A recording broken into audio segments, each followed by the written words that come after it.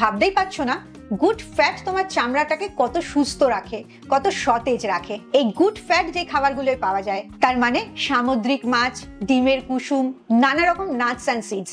নিয়মিত অন্তত দিনে একবার এই গুড ফ্যাটটা খাবে, এতে তোমার স্কিনটা চকচকে থাকবে এবং অনেক ইয়াং দেখতে লাগবে। 8 নম্বর টিপস হচ্ছে স্ট্রেস ম্যানেজমেন্ট। তুমি যদি স্ট্রেসড থাকো, আগের সবকটা পয়েন্ট করলেও কোনো কাজ করবে না।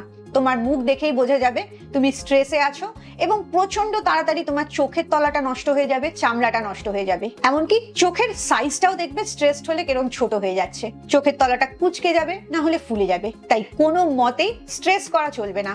স্ট্রেস আর ঘুম এই দুটো ভীষণ ইম্পর্টেন্ট। তুমি স্ট্রেস কম করার জন্য মেডিটেশন করতে পারো, ডিপ ব্রিদিং করতে পারো, বা আমার গ্র্যাটিটিউড প্র্যাকটিস কোর্সও জয়েন করতে পারো। 9 নম্বর হচ্ছে তোমার দাঁতের কেয়ারটা খুব ভালো করে করতে হবে, কারণ দাঁত নড়ে চড়ে গেলে, পড়ে গেলে কখনোই তোমাকে অল্প বয়স্ক দেখতে লাগবে না। আর তুমি যখন হাসবে তখনও তোমাকে অনেক সুন্দর দেখতে লাগবে।